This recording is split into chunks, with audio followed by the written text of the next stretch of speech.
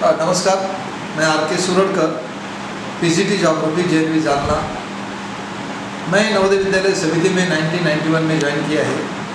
तब से आज तक मैं नवोदय विद्यालय की सेवा कर रहा हूँ।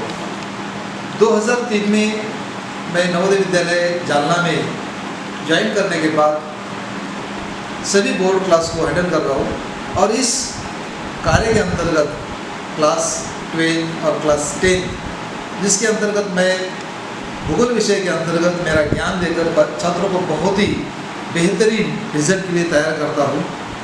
हर समय हर बोर्ड में मेरे कक्षा के जितने भी मेरे विषय के जितने भी छात्र हैं बहुत ही अच्छे मार्क्स पास होते हैं और 2003 से आज तक 100% रिजल्ट तो दिया ही, लेकिन साथ साथ क्वालिटी रिजल्ट दिया है। अगर आप देखेंगे इस कार्य के लिए मुझे समिति ने हर साल गुरु परम अवार्ड, गुरु श्रेष्ठ अवार्ड, इस अवार्ड से नवाजा है।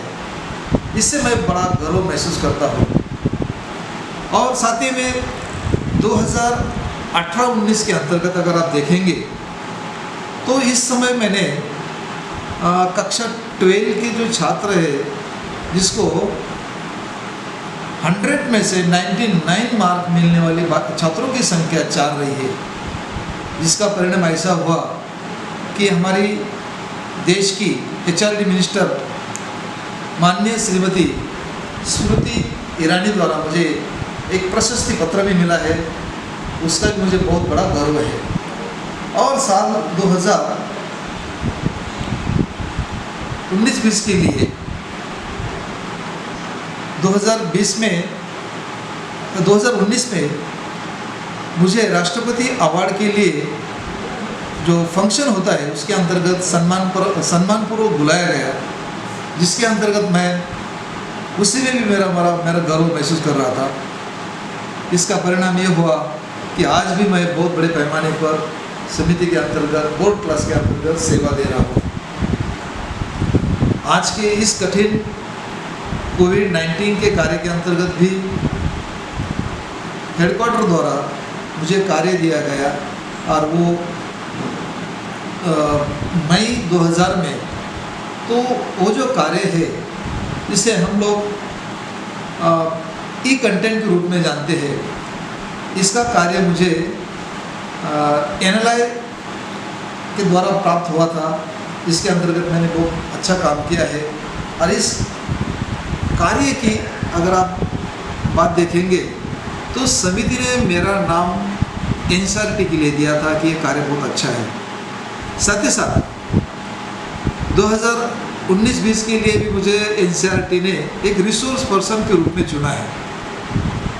समिति के इस कार्य के लिए मैं तो बहुत आभारी हूँ, लेकिन NCERT के एक ट्रेनिंग के बाद मुझे जब पता चला कि कितना अच्छा काम मैं कर रहा हूँ और उसी के आधार से मैं आज भी बड़े पैमाने पर ये काम कर रहा हूँ।